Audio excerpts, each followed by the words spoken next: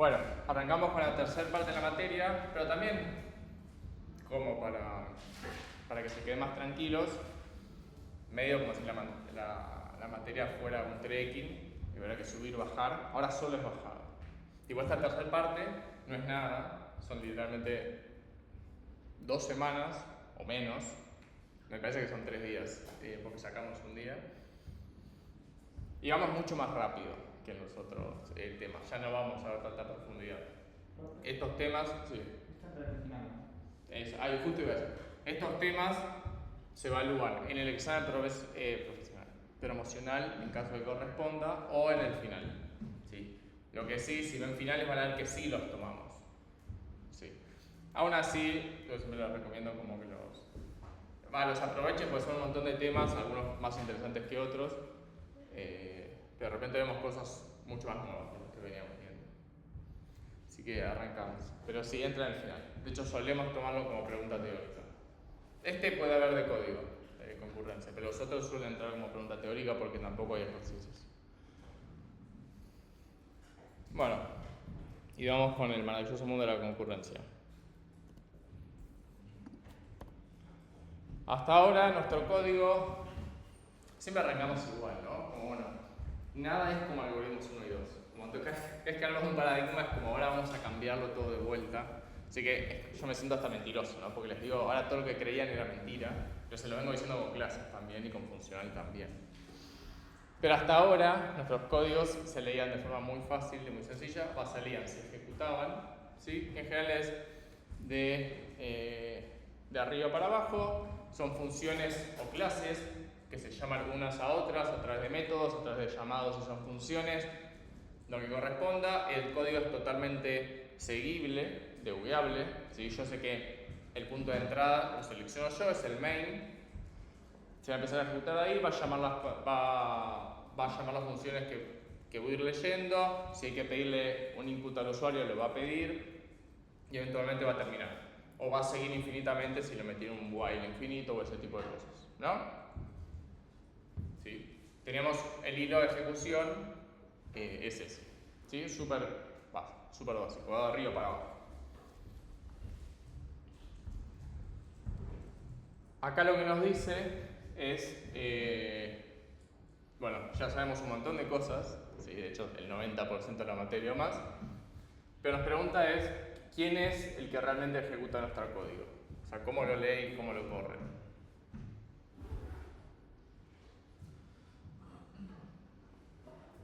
¿Quién ejecuta el código? La computadora es muy amplia, más precisamente. La CPU. ¿Cómo lo ejecuta? O sea, ¿cómo lo lee y corre? Más allá que no es una materia de cómo funciona por adentro. Pero alguno seguro que tiene alguna idea. Las instrucciones están encargadas en memoria, va leyendo instrucción por Sí. instrucción y va decidiendo qué hacer. Va leyendo las instrucciones, asumimos que es código máquina, ¿no? Todo ese problema de cómo lo convierte al código máquina, dónde va almacenando las instrucciones, se lo dejamos a otra materia y lo va ejecutando. ¿Cómo lo ejecuta? Línea a línea, vamos a decir. ¿Dónde? El procesador sigue la instrucción, la interpreta. El procesador, bien, que hace 20 años, 25 años, eso era correcto. Ejecuta el procesador una línea atrás de la otra. Ahora no es tan así, porque los procesadores avanzaron un montón más. Así que, ¿qué es lo que tienen ahora los procesadores? ¿Quién es el que ejecuta realmente los núcleos?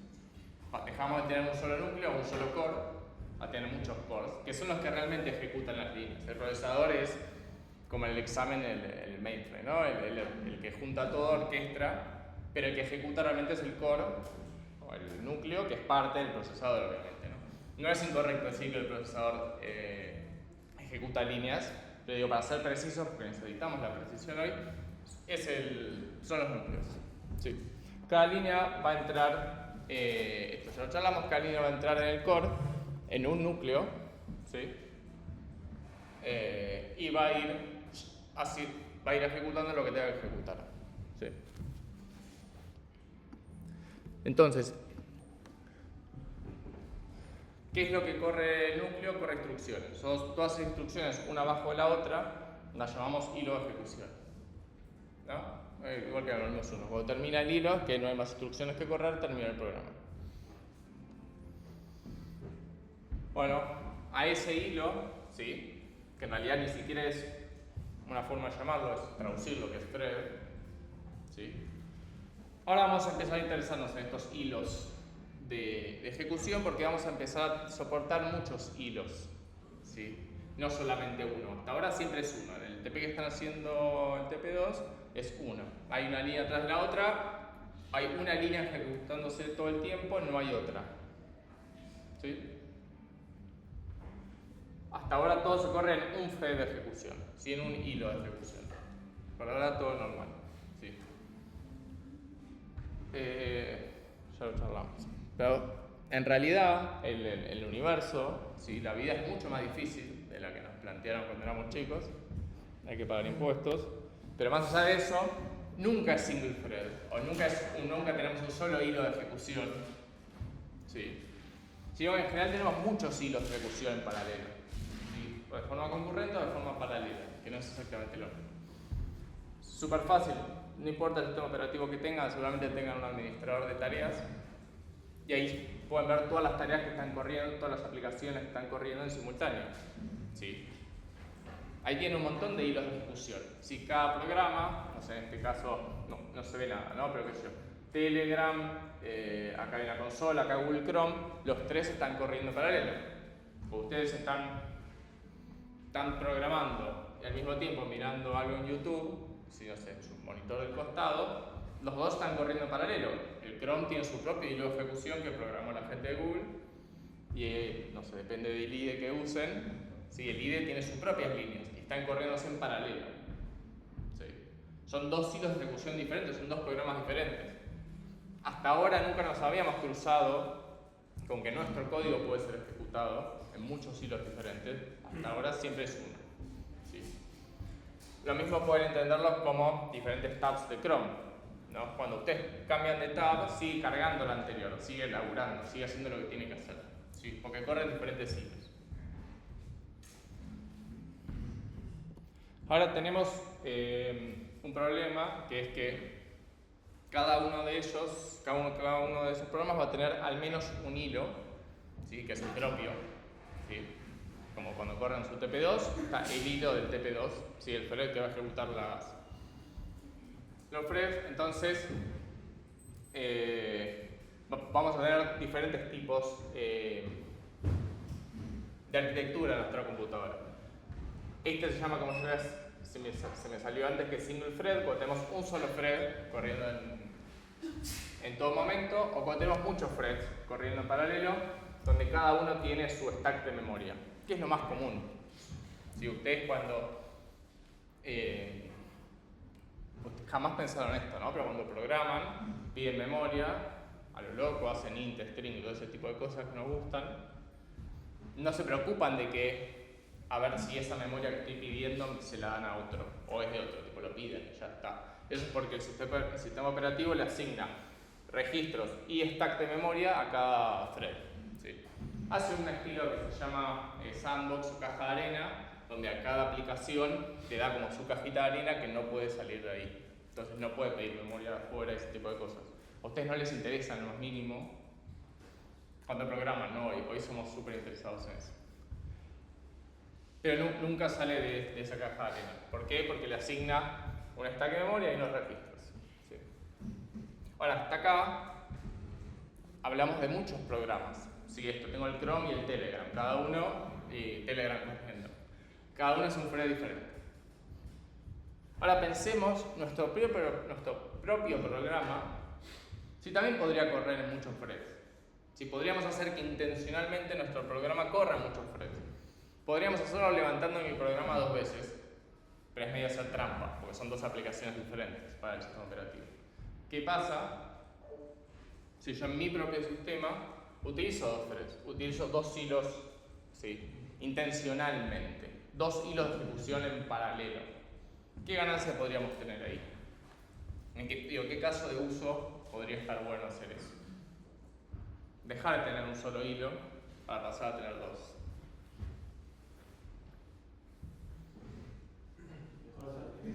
¿Cómo? Por ejemplo, o sea, un caso de uso. Y tienes una, no sé, Chrome tiene que hacer toda la lógica de JavaScript y también tiene que estar páginas, algunos pueden ser hilos diferentes, entonces Sí. ocurren a la vez y es más rápido. Metiste contenido de página web. Pero sí, puede ser, sí. Sí, quizás para algo más básico, como tenés que hacer dos tareas en paralelo. ¿Sí? Supónganse que hace una aplicación que tiene que mostrar cosas diferentes, fotos por pantalla, ¿sí? De una red social. Esas fotos hay que ir a buscarlas, ¿sí? A donde estén. Podemos irlas a buscar una a una, que es lo que harían ahora, un for, ¿sí? Van una a una a buscarlas, o digo tipo, che, puedo ir a buscarlas todas en paralelo, ¿sí? Porque total, parto mi thread actual, lo parto en 3, y digo, bueno, en cada thread voy a buscar una foto diferente y después cuando terminen todos, tengo las 3 fotos juntas. ¿Sí? Puedo como, en lugar de tener un solo hilo de ejecución, de repente puedo partirme a mí en 3 y hacer 3 cosas diferentes en paralelo.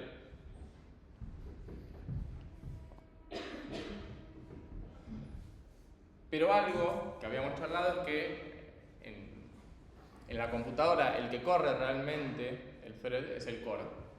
Y el core no se puede partir. Si el núcleo del procesador no se puede partir.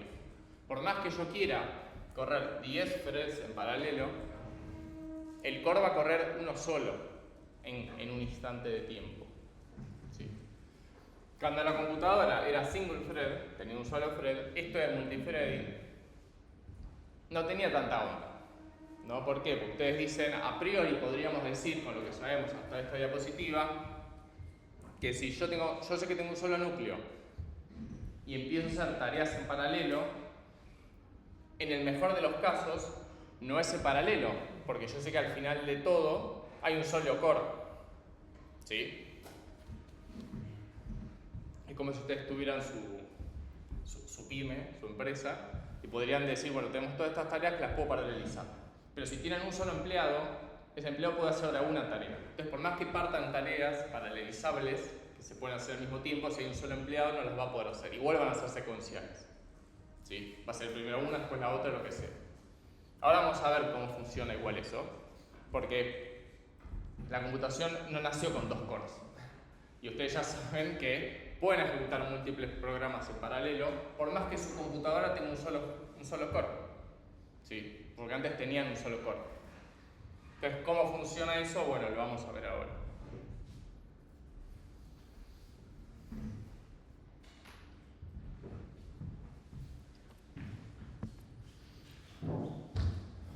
¿Cómo creen que pasa eso? El core prioriza otros por encima del... ¿Qué significa prioriza? O sea, va a tener uno por delante del que procesa. O sea, completa uno y después completa otro. Claro, como que dejan descanso uno. Claro.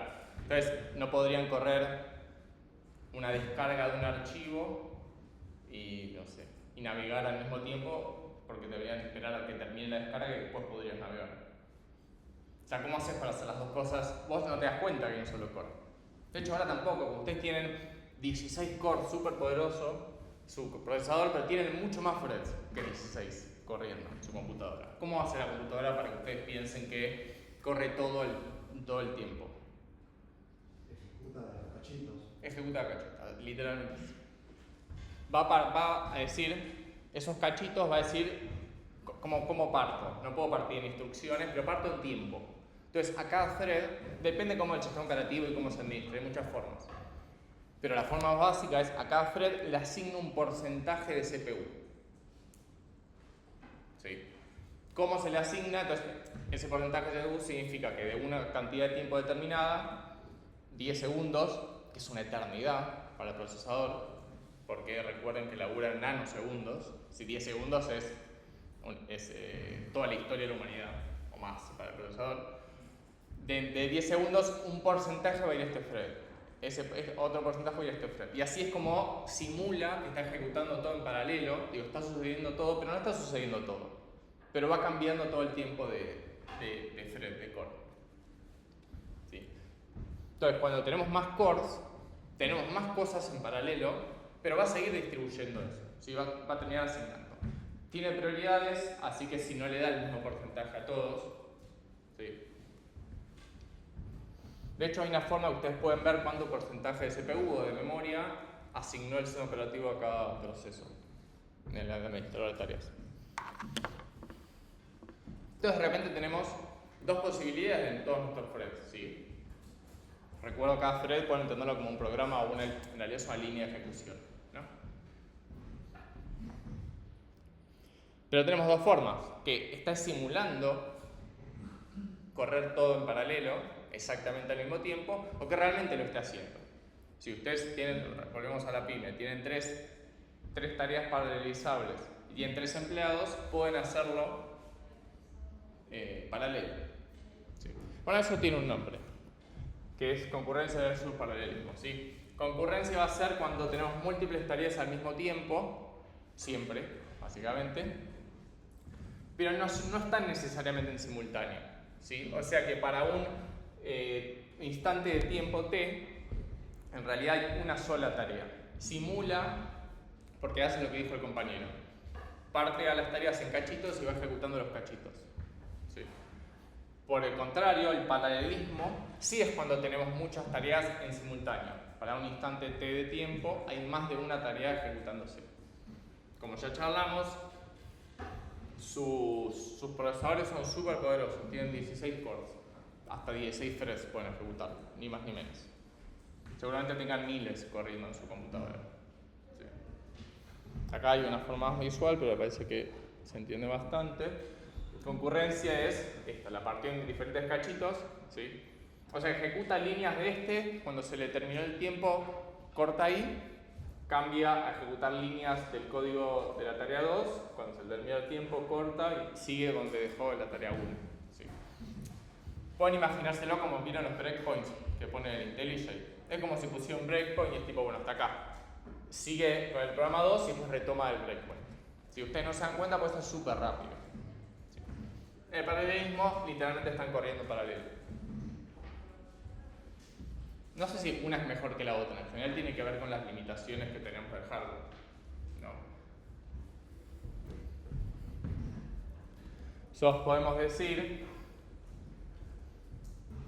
que podemos correr tantos threads como cores tenga, ¿sí? Como núcleos tenga, ya lo charlamos, y si tengo uno solo voy a poder ejecutar un solo thread. Tengan en mente esto, que si llegamos, lo vamos a charlar un poquito más adelante. No es que tener un core es malo, no es algo que yo ya no me tengo que preocupar. No es cuando me decían, antes la memoria RAM era en megabytes, entonces cada int cuenta, pero ahora ya no, sobra. Bueno, esto sí sigue existiendo y diría que gran parte de la internet funciona con un solo core. No me animaría a tirar un porcentaje, pero gran parte de todos los servidores corren en un solo core. Sí, ahora charlamos un poquito por qué. Ya tiene un motivo. Ya charlamos esto de ir partiendo las tareas de a cachitos y simular que hago más de una tarea, se llama multitasking. ¿Sí? Como dato curioso, los celulares antes no podían hacer multitasking. O sea, ustedes abren una aplicación, corre esa aplicación, medio mentiroso, porque sigue escuchando mensajes nuevos y ese tipo de cosas. Pero no pueden tener dos aplicaciones corriendo. Steve Jobs hace muchos años sacó una versión de iOS que la soporta multitasking. Y es, wow. O sea, ahora no tiene ningún tipo de sentido, o sea, es lógico. Bueno, entonces cuanto más core tenga mi CPU, es mejor, pero ahí sí, y claro, peor no veo por qué sería. No es lineal igual. ¿Por qué? Porque ustedes se imaginarán que hay alguien que maneja estos cores, ¿sí? Que es el procesador, que al final del día es el sistema operativo, ¿sí? Ese sigue siendo uno, por más cores que tenga, ¿sí? Entonces, cuanto más cores, hay más tarea de asignación de recursos, ¿no? Si tengo un solo core no hay problema de asignación de recursos, hay otros problemas.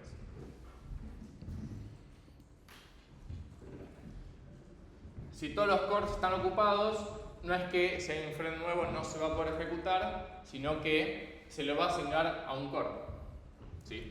El sistema operativo tiene que ser lo suficientemente inteligente, tiene que tener un buen multitasking para ir distribuyendo los threads de una forma relativamente pareja entre los diferentes cores. ¿Sí? Cuando llegue un thread nuevo va a decir cuántos cores tengo, 4. alguno está libre, si está libre, mando el thread ahí. Y si no, me fijo, bueno, a ver cuánta carga tiene cada uno, y el que tiene menos carga se lo mandará ahí. No, hay diferentes algoritmos de distribución de threads. Sí. Tampoco es perfecto igual, porque a priori muchas veces no sé cada thread cuánto va a usar del núcleo. Sí. Yo a priori no sé si este thread va a estar infinitamente corriendo o va a estar 10 segundos. ¿Sí? Pero bueno, trata de asignárselo. Sin tratar de sobrecargar ninguna, ¿no? De vuelta. Tienen 3 empleados, tienen N tareas, las van a ir distribuyendo a medida que entren las tareas, viendo a ver qué empleado está más libre. Llamémoslo así. Si hay uno que está totalmente libre, es fácil. Si no hay ninguno, es tipo, bueno, a ver quién tiene un poquito más de espacio. ¿Hasta acá estamos bien?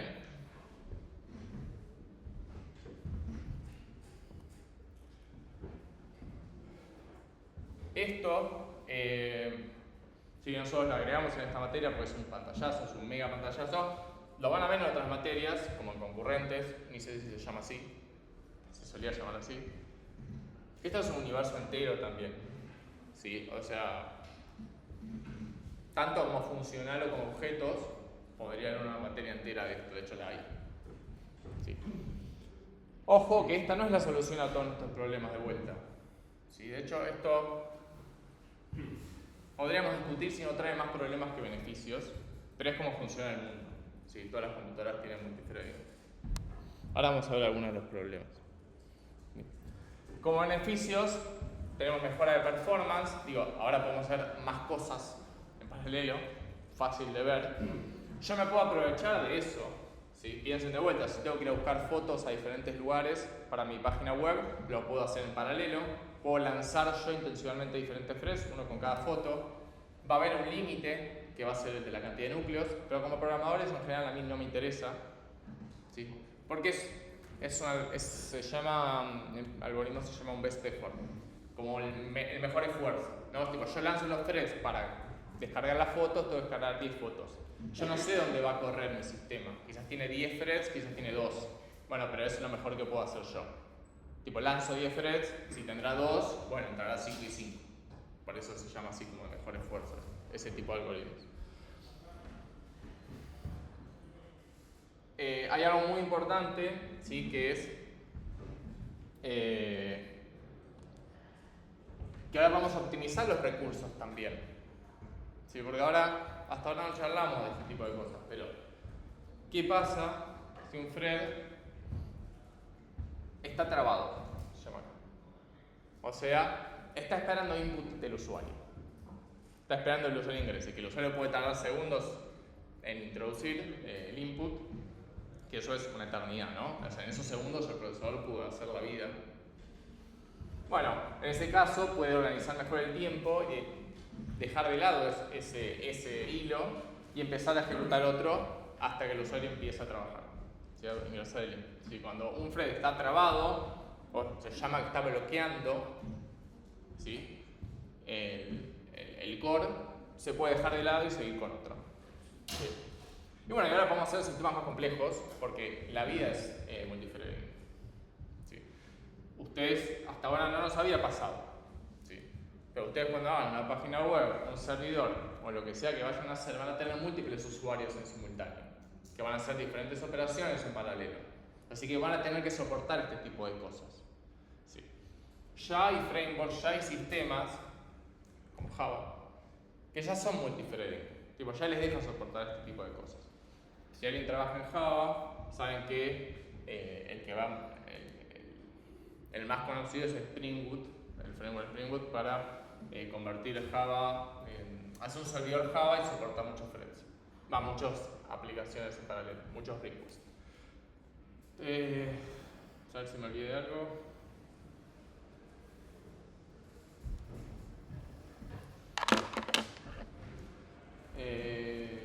Bien, entonces hasta acá son todos beneficios, porque mejoramos los recursos, mejoramos la performance, podemos hacer cosas que antes no podíamos. ¿Sí? Antes o ni habíamos pensado en hacer este tipo de cosas. Y acá nos propone, bueno, si es todo color de rosa, si es todo beneficios. ¿Qué problemas podemos tener con esto?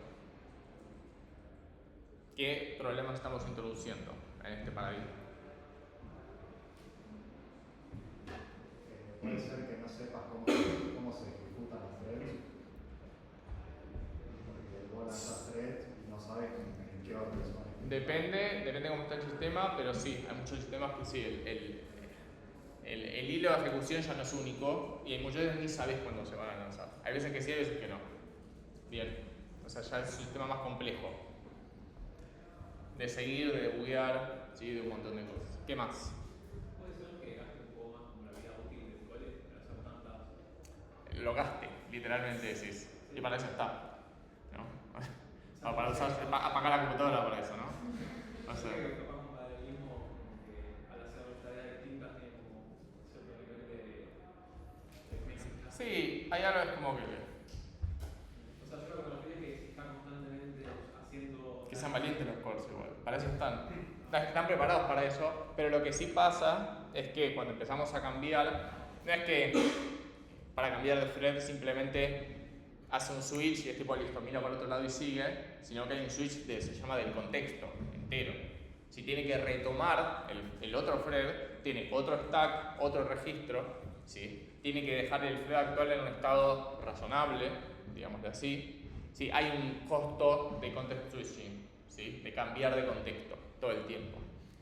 Que es cuando si ustedes trabajan, es eso, cuando trabajan en muchas tareas en paralelo, cambiar de contexto los mata, bueno, el procesador también. ¿Qué más? Tienes que decir cómo partir tu problema. O sea, lo que vos querés solucionar. Pero es un beneficio, no es algo malo.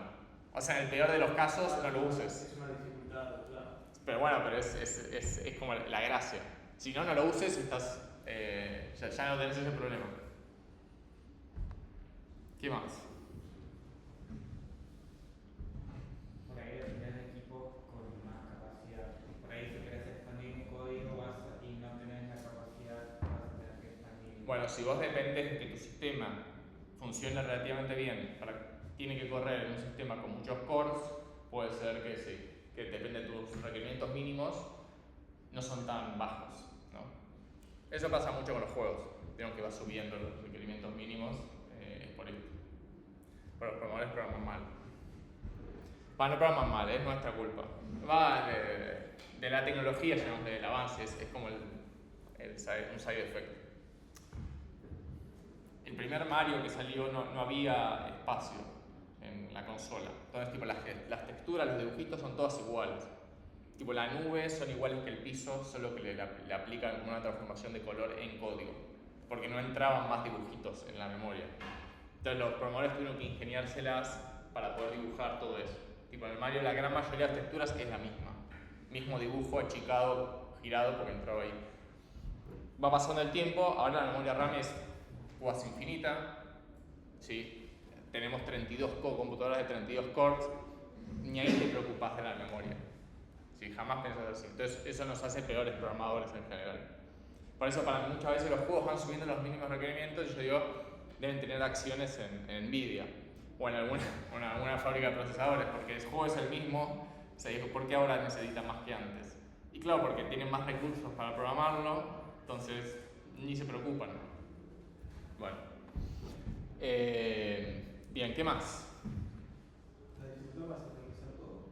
¿Cómo? La dificultad para sincronizar las tareas. ¿Sincronizar en qué sentido? O sea, vos no tenés que decirle a tus empleados qué tienen que hacer, vos tenés que recibir los resultados y juntarlos. Tenés una tarea que no existía antes, que era esto, la distribución del trabajo, ver que esté todo bien, ¿no? Administración, orquestación se llama, como el parcial.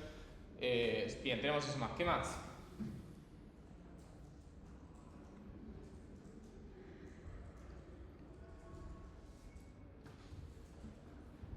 No pensemos también solo en nuestra computadora, sino que puede haber un montón de usuarios, ¿sí? Trabajando en esto.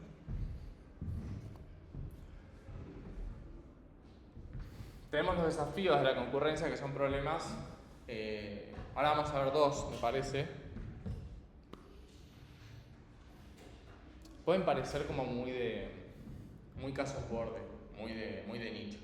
Muy de, tipo, che, esto no pasa nunca o es un caso muy particular. No es tan así y son problemas bastante graves y difíciles de ver. Sí, la concurrencia es bastante más compleja que cuando no existe, o sea, que la no concurrencia. ¿Sí? Es indefectiblemente más compleja, ¿sí? Y por lo tanto mucho más difícil. ¿Sí? No solo de programar bien, sino de contemplar los diferentes casos que pueden pasar. ¿Sí? ¿Sí? Podemos repartir el código y correr en múltiples threads distintos, que hasta ahora no tenía mucho sentido, no lo necesitamos. ¿Sí? Pero ahora tenemos esta herramienta, ¿sí? Para hacerlo más rápido. Imagínense una herramienta de procesamiento de datos. Si yo tengo que procesar 10 millones de filas de una base de datos o de un archivo CSV, así lo adecuamos a los conocimientos que tenemos. 10.000 líneas de un archivo CSV. Nos vendría joya, en lugar de leer una línea bajo la otra 10.000 veces o 1.000.000 de veces, o 10 millones, ya no me acuerdo el número que dije, si podemos decirle a cada, hagamos 10 threads y a cada thread asignemos 1.000.000 y los lanzo en paralelo, es 10 veces más rápido. ¿Sí? Eso antes no lo podía hacer y ahora sí puedo hacerlo. ¿Qué es lo que puede salir mal? Todo. Todo. Sí, absolutamente todo. Y puede salir todo bastante mal. Vamos a ver dos problemas principalmente. Muy chiquito.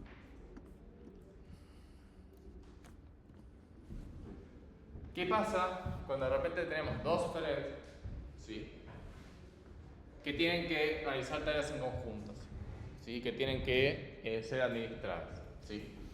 ¿Qué pasa si dos threads quieren acceder a la misma variable o objeto o recurso, da lo mismo, al mismo tiempo? ¿Sí? ¿Y qué pasa si alguno de los dos la modifica? ¿Qué significa esto? ¿Cuándo pasa esto? Siempre.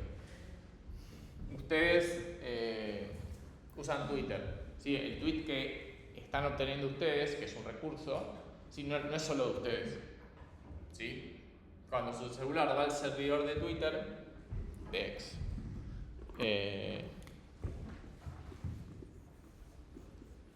¿sí? Va a preguntar por los tweets y el servidor le devuelve tweets, ¿sí?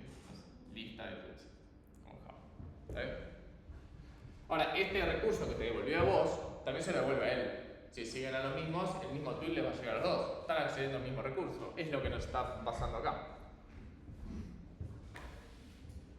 ¿Sí? Pero otro usuario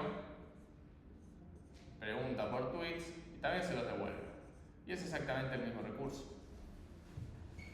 ¿Sí? Es este el caso. Y mientras estemos preguntando, ¿sí?, no hay ningún problema. ¿Sí? Esto no lo tenemos como que llevar muy en claro. Mientras sean todos, se llaman get, ¿sí?, mientras sean todas operaciones de get, de lectura, no hay ningún problema, es siempre válido. ¿Sí? No vamos a tener ningún tipo de problema. Dos problemas es qué pasa cuando alguno de los dos modifica ese recurso. ¿Sí? Que es cuando de repente se nos pone todo bastante más picante. ¿Sí? Lo vemos ahora. ¿Qué pasa cuando ustedes se bajan los tweets, le quieren poner un like? No sé, cuando ustedes se lo bajan, el tweet 1, este es de los que vamos a ver. El tweet 1 tenía 10 likes, ¿sí?, cuando fue para allá. Si ustedes lo likean, le ponen un like, su aplicación, ¿sí?, lo que va a hacer es, le va a decir a Twitter, che, quiero likearlo, así que ponele 11 likes. ¿Está bien? Y eso funciona bien. ¿Por qué? Porque su aplicación, hasta acá era lo que hacíamos, algoritmo 2. Nos bajamos los tweets, le sumamos uno, lo actualizamos. Joya. Ahora, ¿qué pasó? Ese recurso lo accedieron dos personas diferentes, dos threads diferentes. ¿Sí? Este otro usuario también tiene los tweets. Y cuando se lo bajó, también tenía 10 likes. Y si este también lo quiere likear, va a ir y le va a decir, cuando vaya para allá, ponele 11 likes. ¿Sí? Entonces, ¿con cuántos likes va a terminar el tweet? Al final del día, con 11.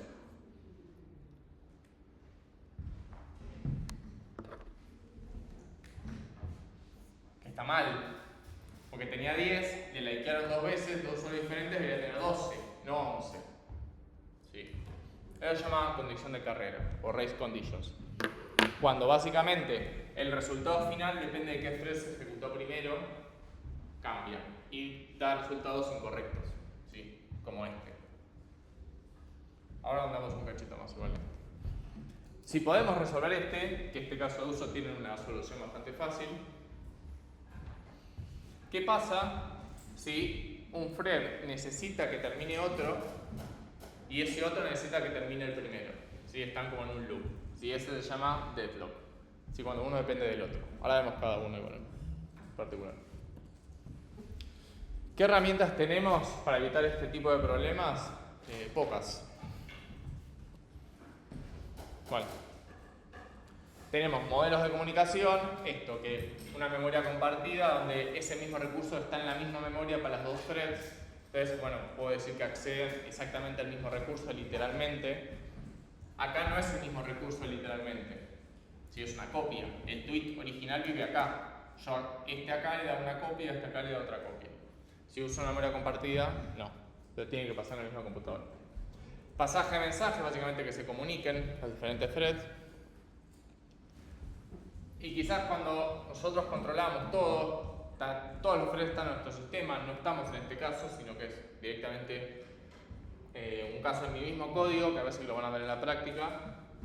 Tenemos mecanismos de sincronización. Básicamente podemos coordinar los diferentes threads. Podemos decir, vos ejecutate primero, y al segundo le podemos decir, vos no empieces hasta que no haya terminado el primero, por ejemplo. Si yo sé que van a acceder al mismo recurso, puedo ordenarlos así. Maté a la concurrencia, ¿no? Porque ¿para qué quiero dos threads si voy a obligar a uno a terminar antes que otro? ¿No? Pero para ese caso también tengo los logs. Que básicamente ustedes a una variable en Java, en su sistema, o a una instancia, da lo mismo, le pueden poner un log. Que es básicamente, en mi función, yo le clavo un log a esta variable y garantizo que nadie más la pueda modificar salvo yo. Hay diferentes tipos de logs. Hay un log de escritura y logs de lectura. El de lectura es directamente nadie lo puede ni leer. No es que al otro le va a fallar, pero al otro le va a decir, ya hay un log, tenés que esperar. Sí. Con escritura pasa lo mismo.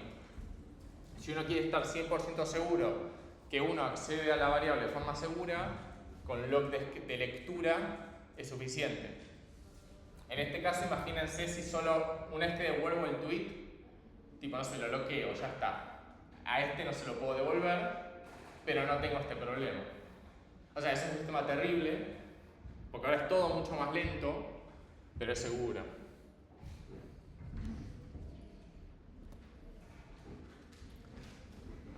Los monitores es algo parecido, es puntual de Java, me parece. ¿Muy bien? O en los channels. Después tenemos otras herramientas que nos ayudan y ya las conocen, ¿sí? Que son las funciones puras, los datos inmutables. Esto cuando charlamos de datos inmutables, funcional. ¿Sí? Un poco yo les había dicho esto de por qué era seguro un dato inmutable, por qué lo podían pasar de una forma segura de una función a otra, porque nadie los puede modificar. Entonces, no hay problema de sincronismo porque habíamos charlado que mientras sea todo de lectura no hay problemas, porque mientras nadie modifique nada, que todos estemos leyendo lo mismo, no va a generar ninguno de los problemas que vimos, ni race condition, ni deadlocks. Si el dato es inmutable, siempre es lectura. También es medio tramposo, ¿no? O sea, no es que es la solución, porque mi solución es el no problema, ¿no? Es tipo, listo, que nadie lo modifique. O sea, que nadie pueda likear. No es la solución a este problema, pero bueno. También tenemos objetos que encapsulan el manejo de concurrencia. O sea, en sí mismos ellos pueden garantizar la concurrencia de los usuarios. Si ustedes pueden programar la instancia por adentro para que se puedan usar de forma concurrente, y hay algunos patrones que nos ayudan a esto. Acá vemos, por ejemplo, una race condition de este estilo, ¿sí? Supongamos que tenemos dos threads, ¿sí? Acá se llaman personas, pero entenderemos como threads de Java directamente, se ve más fácil. Tenemos en el banco, ¿sí? Un SAT actual que es 17 y cada thread le tiene que incrementar 1. Entonces los dos leen, o sea, arranca este, lee 17, lo sigue este, porque el procesador los va alternando. ¿sí? Sigue este, lee 17. Este suma 1, 18, este suma 1, 18, los dos escriben 18, perdió. Porque debería ser 19, vale 18. ¿Sí? Eso es la raíz condition. Es un ejemplo similar a este, pero ahí directamente en Java. Mucho cuidado, que estos problemas tienen otros tipos de soluciones que vamos a ver en la práctica, ahora vemos, de no matar la concurrencia, sino decir que se ejecute uno y después el otro y ya está. Porque ahí ya no hay más concurrencia, o sea, no, es la no solución, ¿no? O sea, la idea es aprovecharnos de esto. Y por último tenemos, ¿cómo estamos? Bien. Deadlocks y starvation, ¿sí? Básicamente es este tipo de problema donde tenemos, por ejemplo, un proceso que está esperando por un recurso. Ese recurso está asignado a otro proceso, porque lo bloqueó. Ese proceso está esperando por otro recurso, que ese recurso está asignado al proceso original. Entonces están en un deadlock, como en un lugar sin salida. Tipo, eso no va a terminar jamás. ¿Sí? Y también tenemos este tipo de cosas, que es cuando es como un deadlock, ¿sí? Que es cuando un thread se queda infinitamente esperando por un recurso porque otro nunca lo libera. ¿Sí? Es como que ese lock, que ese thread dijo, voy a usar esta variable por un rato, bueno, nunca lo libera. Entonces, este va a quedar infinitamente esperando. Bien, bueno, seguimos, no tenemos tiempo. Bueno, hasta acá, como repaso general, sabemos que hay paralelismo cuando realizamos más de una tarea en simultáneo, ¿sí? Pero para un instante de tiempo puede haber diferentes tareas, concurrencia, como en su caso. Vamos a procesar más de una tarea en simultáneo, pero va a ser más que nada una ilusión. ¿Sí? En un instante de tiempo va a haber una sola tarea ejecutándose. ¿Sí? Como les dije, es simplemente una ilusión, porque todo pasa en el mismo core, no se puede hacer más que eso. También charlamos sobre threads, sobre multithreading. Si esto lo pasó rápido. Y después vamos a ver un poquito cómo funciona en Java. Sí, en Java hay diferentes tipos de formas de hacer concurrencia. Si tenemos literalmente la clase thread, ustedes pueden crear un thread, poner líneas de código ahí dentro de ese thread y ejecutarlo. Eso es totalmente válido. No me acuerdo si lo vemos hoy o no. Y esos threads van a ser literalmente uno a uno con el kernel, ¿sí? O sea, un thread que va a entrar en el core del sistema operativo va a ser el que ustedes crearon, tipo así de directo. ¿Sí? No va a haber nada en el medio. Es como lo más básico que pueden hacer. Si ustedes literalmente están creando los threads y van a ser uno a uno con los threads del kernel. ¿Qué ventajas tiene esto? Bueno, crear cada thread es costoso porque se tiene que inicializar, asignar el stack de memoria, asignar los recursos, ¿sí? los registros, ¿sí? Y cada vez que se crea un thread también se reserva memoria, ¿sí? Para ese stack. O sea que la cantidad de threads va a estar limitada por la memoria que tengamos en el sistema, así que tampoco es infinita, aunque nos hagan creer que sí. Si el número de threads excede el número de cores, el sistema operativo va a tratar de balancearlo, ya sabemos cómo es, ¿sí? Ese balanceo, como había dicho el compañero, puede ser costoso, ¿sí? De ir cambiando los threads de uno a otro, porque hay un rebalanceo. Digo esto de que habíamos charlado al principio, que el procesador, el sistema operativo, va intentando asignar de forma balanceada por carga. También hay algo que se llama rebalanceo, que es en un momento dado, por más que sigan entrando threads, me doy cuenta que un core está vacío y el otro tiene 10. Entonces hago un rebalanceo. A 5 de esos threads los muevo de ese core que está muy ocupado al que está libre. Por eso se llama rebalanceo. Porque no es una asignación como cuando entra uno nuevo, sino que es reasignación, si quieren verlo así. ¿Sí? Como el algoritmo 2 cuando hacen el rebalanceo del árbol. ¿Sí? Cuando quedó desparejo pueden mover de un lado a otro, eso puede ser costoso. Y ya lo que no habíamos charlado, un poquito, que es los threads pueden realizar lo que se llama operaciones I/O bloqueantes, input-output. Entonces ese thread va a quedar bloqueado hasta que la operación finalice. ¿Sí? Y si no está bien manejado, que es el caso del thread básico, ese core va a quedar bloqueado. ¿Sí? Hasta que termine. Supongamos que hay operaciones que son famosas por ser IO bloqueantes, ¿no? Input-output. ¿Sí? Esperar, mostrar cosas por pantalla, ingresar cosas del usuario, ir a buscar cosas a un servidor de internet, a la base de datos, a cualquier lado, eso se llama que es bloqueante. ¿Sí? Porque no se puede hacer nada hasta que vuelva. Si no puede continuar ese thread hasta que no termine de hacer lo que tiene que hacer. Eso es un problema, si no queremos que esté bloqueado nuestro core. ¿Sí? Porque es lo único que ejecuta cosas. ¿Sí? Mi computadora no se puede congelar. ¿Por qué no lo parte? Decís. Vos habías dicho antes que cuando estabas esperando que la respuesta se esté haciendo otro todavía. Sí, eso lo va a hacer el sistema operativo. El tema es que si manejas los threads así no. O sea, el thread va a quedar ahí bloqueado. Por eso no se hace así. Y se hace así. Ahora vemos cómo se hace. Pero quedémonos igual con la idea de que existen estas IO bloqueantes. ¿Sí? Porque son el principio de todos los males.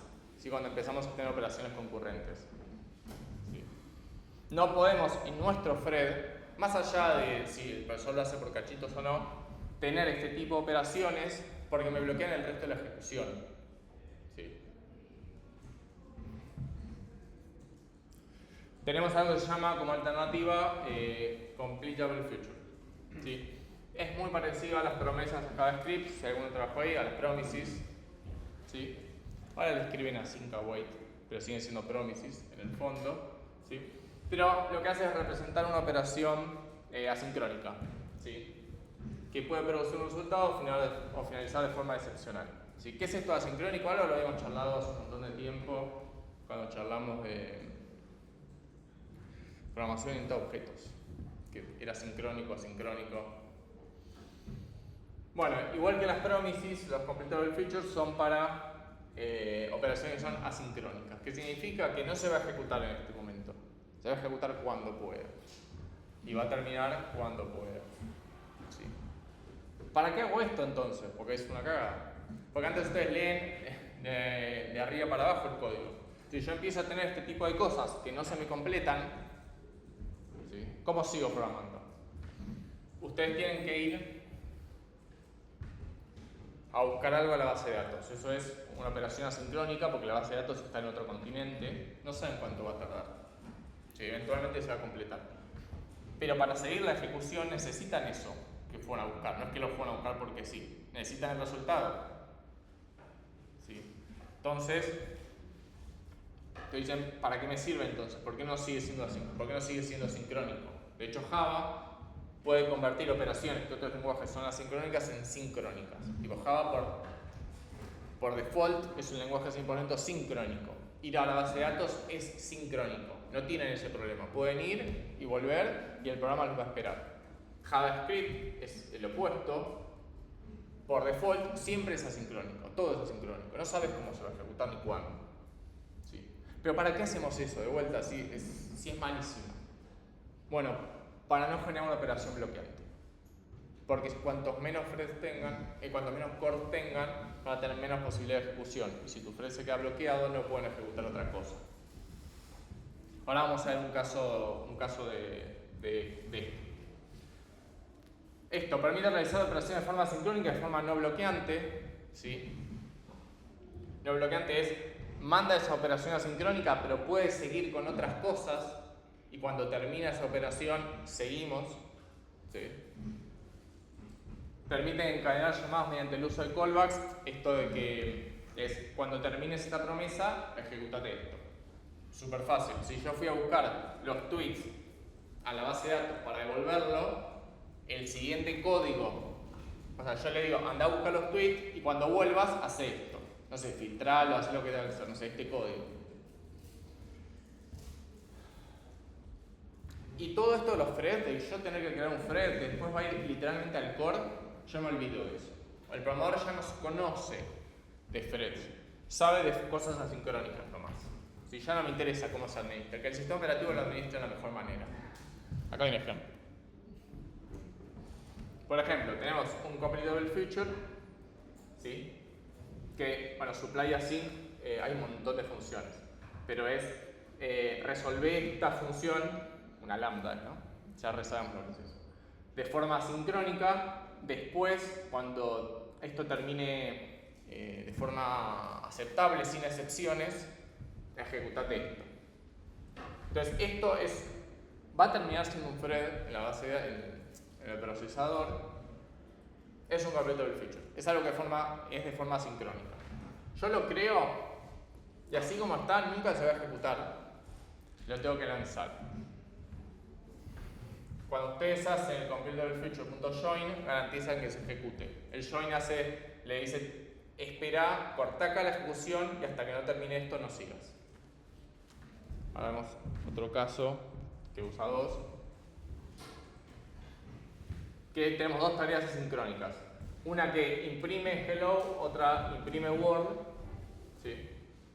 Y después espera que termine, ¿sí? Cuando yo empiezo los completable features o las operaciones asincrónicas en general, yo no puedo garantizar el orden de ejecución. Yo puedo garantizar que una espere a la otra, ¿sí? Yo puedo decirles cuándo empezar y en qué punto le puedo decir al código, bueno, acá espera que termine esta, no sigas. Sí. Esto lo vemos acá.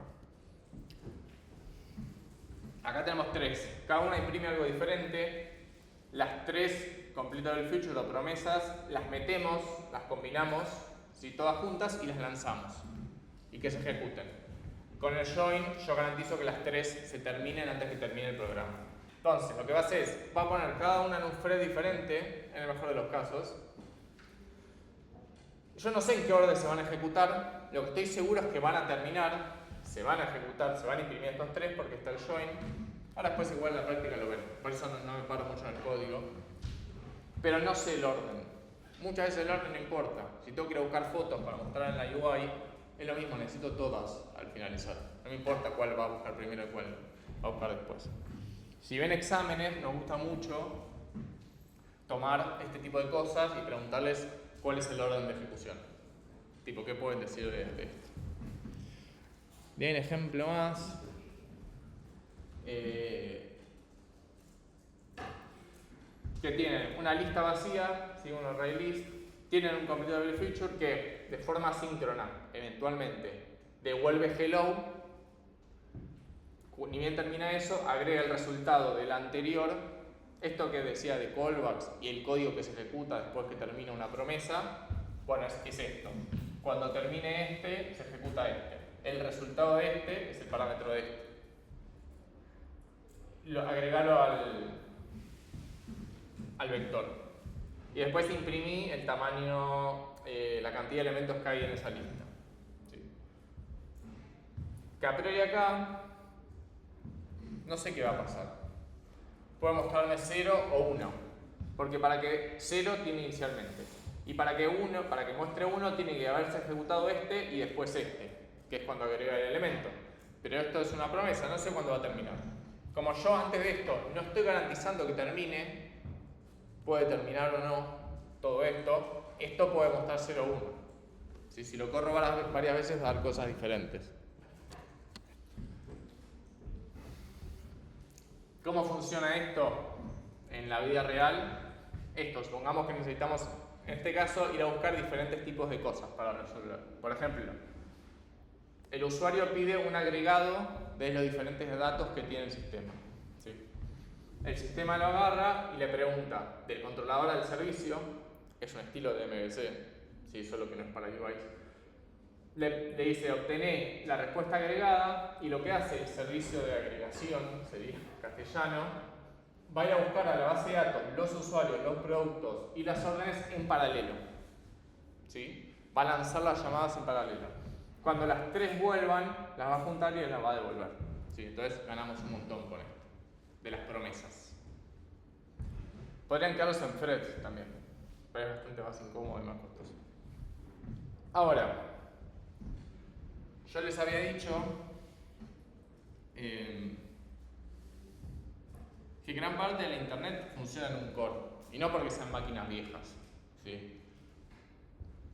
O sea, en mi computadora, lo que estamos desarrollando, corro sistemas que son en un core. Hay frameworks que por diseño corren en un solo thread, ¿sí? Se llaman que son single thread.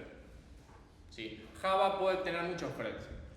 Tipo en Go, si no recuerdo mal, pueden tener muchos threads. Pueden crear ustedes diferentes threads. Pero en lugar de completar el feature usar thread, la clase thread, lo pueden hacer en Java. Si eso funciona. Hay lenguajes que por definición son single thread. Y no son lenguajes viejos, no es C. ¿Sí? No es porque son viejos, sino porque son intencionalmente. ¿Sí? Node.js, que es el framework sobre JavaScript, ¿sí? Es single thread. Gran parte del internet que funciona con servers que están corriendo JavaScript son Node, están corriendo Node.js, corren en un solo thread. ¿Sí? ¿Qué hace?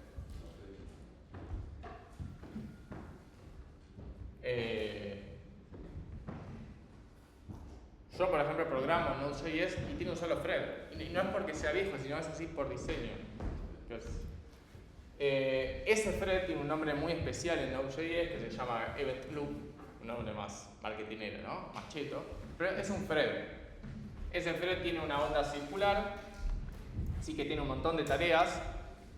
Cuando termina la última tarea vuelve al principio y así. ¿Sí? ¿Qué es lo que hace y por qué esto funciona? ¿Por qué esto está bueno? ¿Para qué se usa esto? Node está muy optimizado para el manejo de promesas, ¿sí? Y para no tener operaciones bloqueantes. ¿Por qué? Porque esto que decíamos que hacía el procesador, acá ahora lo hace Node. En cada ciclo va a ejecuta líneas de código y en cuanto encuentra algo que podría ser bloqueante, ¿sí? Una promesa básicamente, lo que hace es la deja de costado, que se ejecute tranquila en otro lugar y yo sigo ejecutando otras cosas. ¿Sí? Cuando arranco otro ciclo del loop, ¿sí? Cuando terminé el loop, vuelvo arriba a todo porque es single thread. Ahí es muy fácil de entender porque es un solo thread. Al principio voy a ir a ese lugar, a ese cuarto donde metí las promesas y voy a decir, che, las que terminaron, vuelvan y seguimos con ustedes. Entonces, todas esas operaciones que podrían bloquear el thread, ¿sí? El event loop, se van a un cuarto, ¿sí? O a otro lugar. Cuando terminan, el thread las va a buscar y las sigue ejecutando, ¿sí? Las va dejando de lado. Y esto está súper optimizado para eso. Lo que hay que tener mucho cuidado es que Node.js lo hace con promises. Uno puede forzar una operación bloqueante que no vaya al otro cuarto, sino que siga en el thread principal. Y eso es terrible para Node, porque tiene un solo thread. Y si tiene una operación bloqueante, ya está. Más allá que el procesador después corta en pedacitos y hace otras tareas, la computadora donde corre Node va a seguir laburando, no es que queda frisada, pero el servicio de Node, el de ustedes, sí queda frisado. ¿Y por qué eso es un problema? No es un problema para el TP2, pero sí es un problema para Twitter. ¿Sí? Porque Twitter, esto de recibir pedidos de tweets, cada server puede recibir, depende de los recursos, pero puede recibir 1000 por minuto, perdón, por segundo. ¿Sí? No sé, hemos manejado servidores de millones por minuto. ¿Sí? Cada uno de esos pedidos es un usuario por tweets, por perfil, por lo que sea. ¿Sí? Entonces, cuando entra un pedido nuevo, entra en este ciclo que lo va a ejecutar hasta que tenga que hacer una operación que pueda ser bloqueante y la deja de costado. Y mientras espera que termine esa, puede recibir otra persona. ¿Sí? Y así puede recibir un montón de personas, ¿sí? Que las va a ir atendiendo, pero en cuanto una persona se bloquee, la va a dejar de costado y sigo con otra. ¿Sí? Y por eso se usa Node.js, porque está súper optimizado para hacer ese tipo de cosas y soportar a un montón de personas. Es una atrás de la otra, si no es que las atiende en paralelo. Tiene un solo thread, así que no lo puedo hacer en paralelo. Pero está súper optimizado el manejo de las promesas. Nunca queda bloqueado el event loop. Ahora, si una operación es bloqueante, porque el programador lo quiso así, hay operaciones que son conocidas por ser bloqueantes, como escribir en un archivo, bloquea el event loop, no puedo recibir más personas. Se terminó Twitter, cayó Twitter. Es muy común cuando cae un servicio que es porque se bloqueó el event loop. El thread único, ¿no? acá es medio mentiroso, porque yo una vez di una charla de esto, de Node.js. Es single thread para afuera, pero adentro no es single thread. Uno cuando crea servidores tiene un montón, obviamente. No es que, listo, joya, Node es single thread, puede manejar un montón de personas en paralelo, pongo un servidor. No, en general tienen cientos, ¿no? Tienen un montón de cajitas, todas de Node, o de Next.js, o lo que les guste, ¿no? El framework que les plazca.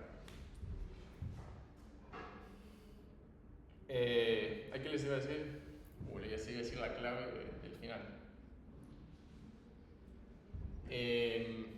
Eso sí, crea un montón y asigna recursos. Los recursos que uno asigna son memoria y CPU.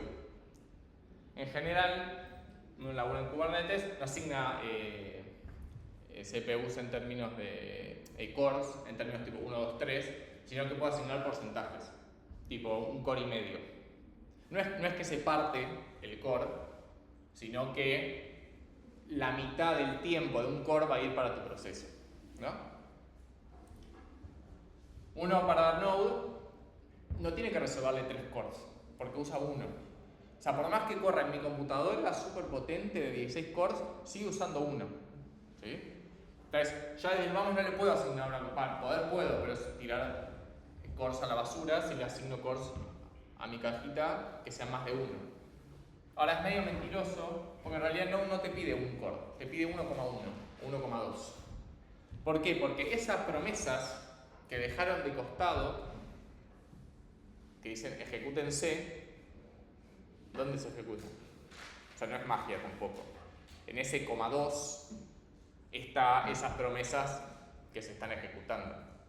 ¿Sí? No es que se las tira a otro lugar, problema de otro, no, sigue estando acá adentro. No están en el loop principal, están en uno de costadito. Entonces cuando le digan, no, si es single thread, sí, pero no. Sí, es medio mentiroso. O sea que usa un core y un poquito más. Sí, un poquito más, sí. ¿Por qué se asignan así 1,1, 1,2? ¿Por qué puedo hacer esto?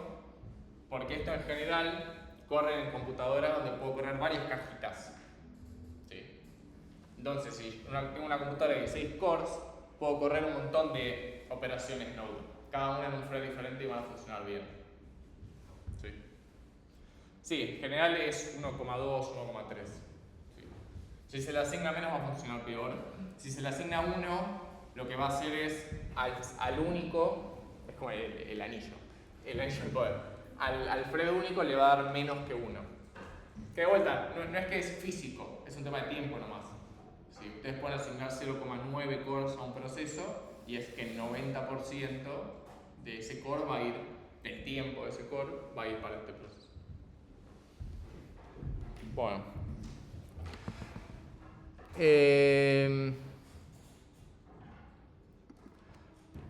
Desventajas de Completable Feature. Estoy haciendo clase doble, estamos bien. Que es un asco de leer. ¿Por qué? Porque habíamos dicho esto de callbacks, ¿no? Cuando termine estos, quiero seguir ejecutando esto. Que es el caso más común, ¿no? Quiero ir a la base de datos a buscar los usuarios. Después voy a tener que operar, no sé, los quiero filtrar, quiero buscar un usuario en particular, quiero hacer algo. Todo eso es un callback. ¿Qué pasa si adentro de ese callback tengo otro llamado sincrónico? Que puedo. Digo, una vez que encontré el usuario, quiero buscar las fotos del usuario. Otro llamado sincrónico. Voy a tener que tener otro callback. Cada callback es una línea para allá. Tiene el primer método asincrónico y el primer callback. ¿Sí? Lo que retornan es otro método asincrónico que tiene otro callback, otra función. ¿Sí? Entonces es muy difícil de leer. Node.js hace 8 años, ponele, un poquito más también, era así. Después cambió, si era el programa en JavaScript, ahora usan async await. Sí. Pero queda bastante feo. Sí, además es muy difícil de leer, muy difícil de seguir. Sí. Esto está buenísimo porque me olvido de los threads. Tipo, no tengo que ocuparme yo. de la memoria, el estado de todo eso. Se vuelve muy difícil de debuguear, ¿sí? Es difícil de traducir el código secuencial en asincrónico. Digo esto, ¿no? ¿Cómo convierto? ¿Cómo me aprovecho yo del asincronismo? Bueno, tengo un for, tengo que crear ahora threads a partir de ese for, puede ser medio difícil. Bueno, el código se vuelve muy anidado y difícil de leer. Como algo más moderno, sí tenemos virtual threads. ¿Sí? ¿Qué son? Tienen una onda más parecida al thread que habíamos visto al principio de todo, pero ahora es virtual. Es virtual dentro de la JVM. ¿Sí? Ese virtual thread no va a ser un thread literal en el sistema operativo, sino que es virtual. ¿Sí? Yo puedo tener muchos threads, ¿sí? Todo dentro de la JVM, que viven en un thread del sistema operativo, que es el que se ejecuta después. ¿Sí? O sea, básicamente, en lugar de yo tener que ocuparme de crear threads en el sistema operativo, ¿sí? De ocuparme de dónde va a ir cada uno, ahora lo hace la JVM. ¿Qué ventaja tengo de esto? Todavía mantengo la abstracción de los threads, igual que en Computable Future, pero la creación no es tan costosa, ¿sí? Porque no son threads reales, ¿sí? Son virtuales. Ese virtual thread se va a asignar a un thread real, pero muchos virtual pueden caer en uno real. Entonces no tengo que crear memoria todo el tiempo, porque la memoria es para el thread real, la virtual va a usar la que ya existe. No tiene el costo del context switch, del cambio de contexto, y no es el sistema operativo el que se encarga del scheduling. El scheduling es esto que habíamos hablado de la asignación. ¿Sí? ¿Dónde cae cada thread? ¿En qué core cae cada thread? Bueno, eso se llama scheduling. Ahora lo hace la JVM. Esto de ir partiendo va a aprovecharse. Bueno, la JVM es el que suspende el virtual thread cuando queda bloqueado, ¿sí? Y sigue con el siguiente. ¿Sí? Ahora el poder la tiene la JVM.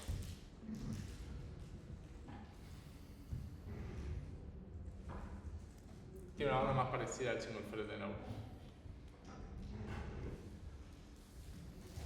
Tienen como acá hay una forma visual. Bueno, con este no le vamos a dar tanta bola al código, ¿sí? Tenemos nada más el contexto.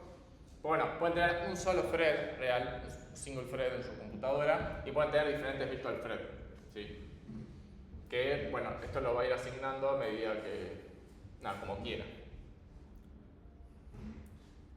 Fíjense que acá se ejecuta una partecita del 1, después queda idle, que es ocioso, hasta que le vuelven a asignar, se puede seguir ejecutando. Pero todo esto lo hace la JVM. Y es como lo más moderno que existe hoy. ¿Sí? Por eso es de Java 19 en adelante. Vemos cómo es en código, pero no es muy relevante.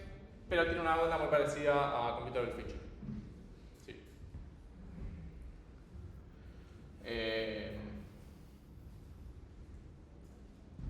Es idéntico. Pero lo del código se lo dejo para la práctica. Bueno, eso no, ni me meto.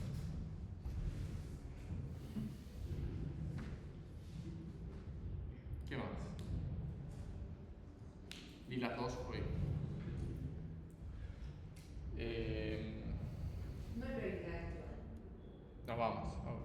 No, Ah, no. sí, ya sé. Hay prácticas solamente de threads y de... Sí, ya sé. Eso no tiene práctica, pero no vamos. Sí, está bien.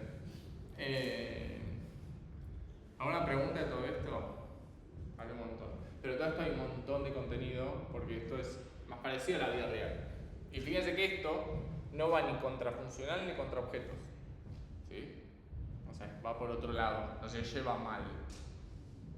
Si no es que tiene que ser este paradigma u objetos. ¿Sí?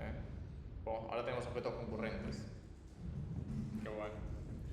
No tiene que ver más con la arquitectura, digamos, del programa. Sí, en general uno lo puede aprovechar a nivel código, pasa que después cuando uno lo saca a producción tiene esta pinta, y pasa a tener esta pinta que, nada, esos problemas tienen más que ver de la arquitectura, que arquitectura le empezamos a decir cuando sale de mi código, de mi carpeta, y se empiezan a convertir en cajas, que hasta ahora no les pasó y no les va a pasar, hasta taller 2 me parece, no sé.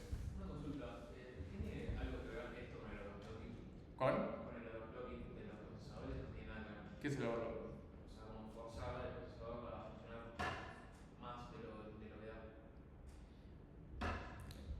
eso existe, me había olvidado. Sé que antes venía con un botón para hacer Sí, tipo. sí, Sí, tipo el turbo. Literalmente se llama turbo. Pero eso no es bueno. No es bueno. Eso sí hace lo que vos decís de que lo mata. Sí, eso no es bueno. Claro, después se iba a olvidar mi pregunta porque en Sí. un momento que vos habías dicho que el paralelismo hacía que muchos codes haciendo muchas cosas distintas y que capaz tiene sentido que divides los codes hacia tareas distintas que solo una muchas. No, es que en realidad lo que hace eso que vos decís es acelerar el clock. Claro. O sea, el clock no es de esta materia, ¿no? Ni sé de cuál materia ya. De que era estructura del computador. No sé si existe más. Pero el clock es el que les marca el ritmo a todos, no al procesador. Está dentro del procesador. Es como cuenta el tiempo. ¿Sí? Entonces, el tiempo lo distribuye en tics del clock. No sé, supónganse que es en milisegundos, súper mega preciso. Y un segundo entonces son 1000 tics. Entonces, es este que ustedes dicen, che, el 90% va para un proceso, el 10% para otro, significa 900 tics son para este, cuando pasen le das 100 al siguiente. Eso que decís vos es eso que decís que el clock es de 1 milisegundo, en realidad hagámoslo de medio y acelerémoslo. Entonces le va a dar el mismo porcentaje a todos, pero lo va a hacer todo más rápido. Que lo que pasa se puede romper. O sea, porque es por diseño que O sea, baja los tics en vez de uno. aumenta la frecuencia, baja el periodo. Lo dije bien, ¿no? Hace mucho curso de materia electrónica, pero sí, hace más tics de los que hacía antes, como que lo acelera. Es como que si vos dijeras, el reloj, esto que me estoy aburriendo en esta clase, hagamos que cada segundo cuente como por 3. Entonces, tipo, y sí, lo matás. Es como mirar la película por 3. El tema es que tiene un sentido eso, se va a sobrecalentar, ¿no? No está preparada. Además es muy compleja la computadora, no es solo el procesador. Sí, hay un montón de sistemas que corren con el mismo clock, porque es el que ordena a todos, no solo al procesador.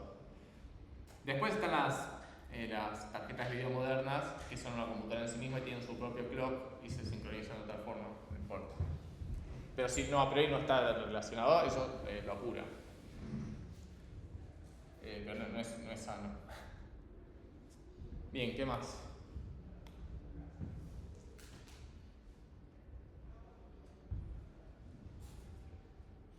Muy fácil todo esto. O sea, No están, sí. por núcleo hay un thread, eso no me quedó claro. Sí, en cada núcleo, en un instante de tiempo, sí o sí, porque es un tema físico, va a correr un thread, una línea de código. O sea, porque viste, a veces dependiendo de la cantidad de núcleos, se dice que la capacidad de thread son el doble. Pero no es que se usan los dos, sino que se usa uno por núcleo. En sí o sí se debe usar uno por núcleo. Lo que sí puede ser es que en cada núcleo haya asignado más de un thread y ese núcleo va a ir repartiéndose. Claro, por ejemplo, ¿no? Sí. El procesador tiene 6 núcleos, pero Sí. tiene 12 hilos. O sea, 12 threads. Ahí ya ese 12 hilos ya depende del sistema operativo, no es tan lineal. no. Me parece que sí. Sí. No es tan hardware. No es tan de hardware, porque después el sistema operativo es el que arma todo. O sea, Claro. todo este truco lo hace el sistema operativo, ¿no? Claro, yo pensé que venía por ese lado, pero que el núcleo asignaba por proceso. El núcleo es un trabajador, no asigna nada. Claro. Solo vela y opera de alguna cosa a la vez. Ok.